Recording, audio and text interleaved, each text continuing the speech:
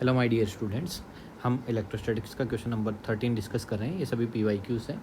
तो यहाँ पर हमारे पास क्वेश्चन नंबर 13 जो है इसमें बोला गया है the electric field in a certain region is acting radially outward and given by E equals to electric field दिया हुआ है E equals to AR। A charge content in a sphere of radius A, यहाँ पर ये जो है इसकी radius A है। अ charge content in a sphere of radius A concentrated at the origin of the field, इसके यहाँ सेंटर पे चार्ज कंसनट्रेटेड है, ठीक है, विल बी गिवन बाय। तो हमसे ये पूछा गया charge content in a sphere of radius A centred at the origin of the field will be given by. यहाँ कोई चार्ज है तो वो कितना चार्ज होगा उसकी वैल्यू हमें क्या है पूछी गई है। तो हम जानते हैं E इक्वल्स टू क्या होता है हमारे पास KQ/R²। ये हमारे पास इलेक्ट्रिक फील्ड का फॉर्मूला होता है। यहाँ R क्या होती है, यहाँ R क्या होती है रेडियस, ओके, KQ/R²। अब ध्यान से सुनना, यहाँ पर जो है हमसे रेडियस A बोला गया है और इलेक्ट्रिक फील्ड की वैल्यू दे रखी है AR। तो अगर हम रेडियस को मतलब A क्वेश्चन में गिवन है तो हम E इक्वल्स टू AR की जगह A लिख लेंगे, क्योंकि यहाँ पर R को कैसे रिप्रेजेंट किया गया है, A से रिप्रेजेंट किया गया है। तो यहाँ E इक्वल्स टू A लिख लिया मैंने, KQ/ ये क्या हो जाएगा A²। यहाँ से मुझसे पूछा गया है कि कितना चार्ज यहाँ पर कंसनट्रेटेड होगा सेंटर पे, तो हमसे Q की वैल्यू पूछी गई है। तो यहाँ आपसे Q की वैल्यू तो कैपिटल AQ इंटू क्या हो जाएगा K, ओके। अब हम जानते हैं कि K की वैल्यू होती है 1/4πε0, ओके। यहाँ से K की वैल्यू क्या होती है, यहाँ से ये जो K है ये डिनोमिनेटर में चला जाएगा, क्रॉस मल्टीप्लाई करेंगे तो, ठीक है। इस K की वैल्यू निकालनी थी तो ये यहाँ से इधर ट्रांसफ़र हुआ तो AQ और ये कहाँ चला गया, K नीचे चला गया, ठीक है। इस स्टेप को मैं एक बार फिर से लिख देता हूँ, ठीक है। यहाँ से Q इजकस टू ये हो जाएगा AQ, ठीक है, बाई K, ओके। तो यहाँ से जो K है हम K की वैल्यू जानते हैं 1/4πε0, तो 1/K की वैल्यू कितनी हो जाएगी, तो यहाँ से 1/K की वैल्यू हो जाएगी 4πε0। तो यहाँ 1/K है ये, तो इसकी जगह रखेंगे 4πε0 AQ, ओके। अब चेक करते हैं कौन सा ऑप्शन है जो हमें मैच कर रहा है।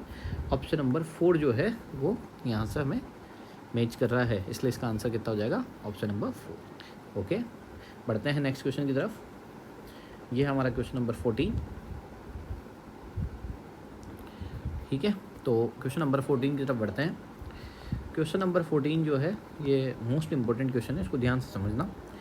To pith balls carrying equal charges are suspended from a common point by a string of equal length. The equilibrium separation between them is R. Now the string are rigidly clamped at a half of the height. The equilibrium separation between the balls now become. मतलब क्या है कि ये जो है दोनों balls, इन दोनों balls के बीच की डिस्टेंस R थी। अगर इनकी जो हाइट है जहाँ से ये हैंग की हुई थी उसको y से y/2 कर दी जाए तो हमें पूछा गया है the equilibrium separation between the balls now become, मतलब R' कितना हो जाएगा हमारे पास। तो R' और R के बीच में हमें क्या करना है, रिलेशन फाइंड आउट करना है। तो यहाँ पर हम क्या करते हैं, इसको ड्रॉ कर लेते हैं। सपोज़ कीजिए कि ये हमारे पास कोई स्ट्रिंग है और ये स्पेयर यहाँ पर इसमें है। यहाँ पर इन दोनों बॉल्स के बीच की डिस्टेंस कितनी R और ये हाइट कितनी है Y। अब क्या हुआ किसी सिचुएशन में, ठीक है, कुछ टाइम बाद इनके बीच में ये जो हाइट थी, ठीक है, इसको हाफ कर दिया। इस हाइट को क्या कर दिया है, हमने हाइट कर दिया और इन दोनों के बीच की डिस्टेंस R' है और ये कितना हो जाएगा, y/2 हो जाएगा, ठीक है। अब हमारे पास इन दोनों के बीच में डिस्टेंस कितनी देखिए R', तो हमको R' और R के बीच में रिलेशन निकालना है। तो सबसे पहले इस डायग्राम को ध्यान से देखें। तो इस डायग्राम को मैं अच्छे से ड्रॉ कर लेता हूँ यहाँ पे फर्स्ट वाले सिचुएशन को, कि यहाँ पर इसका FBD बनाते हैं। तो FBD फ्री बॉडी डायग्राम होता है। फ्री बॉडी डायग्राम बना के देखते हैं, उससे क्या अच्छे से क्लियर हो जाएगा सब कुछ। ये डिस्टेंस जो है ये Y है, यहाँ पर ये एंगल मान लो सपोज करो ये एंगल थीटा है। तो यहाँ इस स्ट्रिंग में टेंशन लग रही होगी T, तो T के 2 कंपोनेंट हो जाएंगे। इस डायरेक्शन में क्या हो जाएगा, T कोस थीटा हो जाएगा और ये वाला जो कंपोनेंट है वो क्या हो जाएगा, T साइन थीटा हो जाएगा।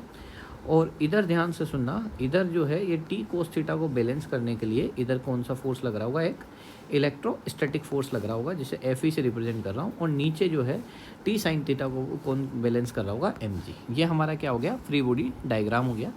ठीक है, तो अब यहाँ पर हम देखते हैं कि यहाँ से हम एक इक्वेशन बनाएंगे, टी साइन थीटा इजकस टू, ये हो जाएगा हमारे पास एम जी। एक तो ये इक्वेशन बनेगी। दूसरी इक्वेशन बनेगी यहाँ से T cos theta equals to F electrostatic, F E की जो वैल्यू है वो क्या होगी, के Q1 Q2। तो Q1 Q2 दोनों चार्ज इक्वल है। ठीक है, तो मैं क्यू स्क्वायर रख रहा हूँ और दोनों के बीच में ये सेपरेशन जो है वो आर डिस्टेंस है, तो ये के क्यू बाई आर स्क्वायर हो जाएगा। तो इलेक्ट्रोस्टैटिक फोर्स की जगह पहले तो मैं यहाँ एफ ई लिख देता हूँ।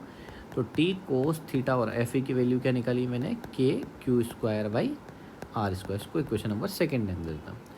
अब बढ़ते हैं आगे। तो यहाँ from equation first and second, तो फर्स्ट और सेकेंड इक्वेशन हम ये देखते हैं, इन दोनों को डिवाइड कर देते हैं। तो हम क्या करते हैं यहाँ पर, इन दोनों इक्वेशंस को क्या कर देते हैं, डिवाइड कर देते हैं।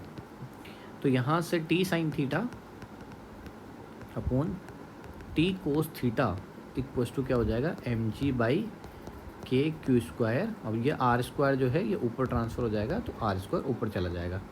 ओके, टी से टी कैंसिल आउट हो जाएगा, तो यहाँ से ये हो जाएगा tan theta equals to M ji by के Q square into R square. Okay, अब यहाँ से मैं क्या कर लेता हूँ, देखो यहाँ पर ये जो टर्म है एम जी अपॉन के क्यू स्क्वायर, ये सभी कांस्टेंट क्वांटिटीज़ है, मतलब ये इनमें कोई चेंजेस नहीं हो रहा। तो मैं यहाँ से लिख सकता हूँ, ठीक है, टेन थीटा ये रहा, मैं इसको इधर क्रॉस मल्टीप्लाई कर रहा हूँ, तो ये हो जाएगा K Q square by M G, K Q square by M G इजकस टू आर स्क्वायर। ओके, तो यहाँ से ये पूरी टर्म क्या है मेरे पास, कांस्टेंट है, तो मैं इसको ऐसे लिख रहा हूँ, r square equals to constant, ठीक है, इनटू टेन थीटा। और यहाँ इस डायग्राम से अगर आप ध्यान से देख रहे हो, तो यहाँ से मैं क्या करना चाहूँगा, टेन थीटा की वैल्यू अगर इस बड़े वाले ट्राइंगल में अगर मैं देखूँ, तो यहाँ से अगर मैं टेन थीटा की वैल्यू निकालूँ, तो टेन थीटा होता है हमारे पास P by B, perpendicular upon base. तो परपेंडिकुलर तो वाई हो जाएगा, और बेस की वैल्यू कितनी हो जाएगी, आर बाई टू। ये किसकी वैल्यू निकल के आएगी, टेन थीटा की वैल्यू निकल के आएगी, क्या निकल के आएगी, y upon r by two. तो मैं क्या करता हूँ, यहाँ से जो टेन थीटा है, ठीक है, टेन थीटा है, उसकी value y upon r by two निकल के आई है, इसको यहाँ पुट कर देता हूँ। तो r square equals to c मतलब कॉन्स्टेंट, मल्टीप्लाई बाई टेन की जगह y upon r by two को भी ऊपर ट्रांसफ़र कर देता हूँ। तो ये क्या है, आर क्यूब हो जाएगा, इधर से आर इधर क्रॉस मल्टीप्लाई होके क्या हो जाएगा, आर क्यूब इक्वस टू, ये टू और ये सी कांस्टेंट है, तो ये मैं बोल सकता हूँ R cube is directly proportional to Y. Okay, तो यहाँ से मैं ये बोल सकता हूँ R is equals to Y की power 1/3, R is equals to, ठीक है, R is proportional to Y की पावर 1/3, क्योंकि यहाँ पर कांस्टेंट टर्म है इसलिए मैं प्रोपोर्शनलिटी यूज़ कर रहा हूँ। अब हमसे पूछा गया है कि अगर इनकी हाइट वाई से, क्वेश्चन देखो ये जो है ये y से y/2 कर दी जाए, तो ये r डेक्स की वैल्यू क्या होगी, हमसे पूछा गया है। तो हम क्या करते हैं, यहाँ से r डेस अपॉन r का रेशियो ले लेते हैं। तो r डेस अपॉन r, तो यहाँ y डेस लेंगे, तो y डेस की पावर कितनी होगी, 1/3 होगी। ठीक है, तो यहाँ पर अपन y डेस की पावर क्या लेंगे, 1/3, और यहाँ पर क्या लेंगे, y की पावर 1/3।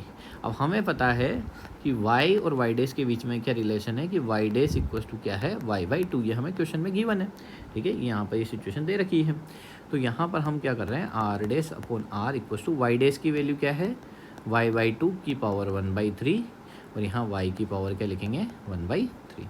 अब ध्यान से देखना, r डेस अपॉन r अपनी जगह पे है, तो यहाँ पर ध्यान से ना y की पावर 1/3 इंटू 1, इसको ऐसा करते हैं, इस तरीके से नहीं लिख के इसको लिख लेते हैं, इसको ऐसे लिखते हैं, y की पावर 1/3 इंटू 1/2 की पावर 1/3।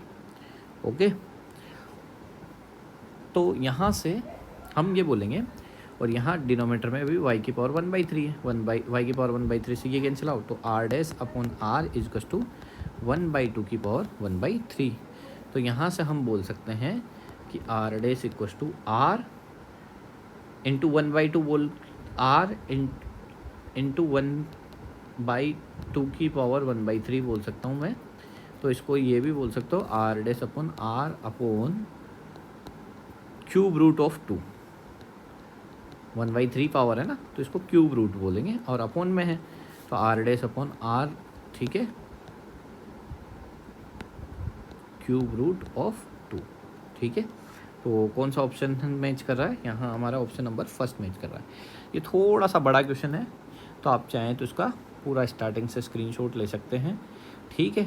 पहले हमने क्या करा, FVD बनाई, फिर यहाँ से दोनों इक्वेशंस को सोल्व करा, ठीक है। दोनों इक्वेशन सोल्व करने के बाद यहाँ से ये रिलेशन निकाला, ठीक है, कि R जो है r cube directly proportional to y, फिर दोनों का हमने क्या करा, दोनों का रेशियो लिया, यहाँ से हमारे पास क्या वैल्यू निकल के आई, R dash equal to R upon 2 cube root of 2।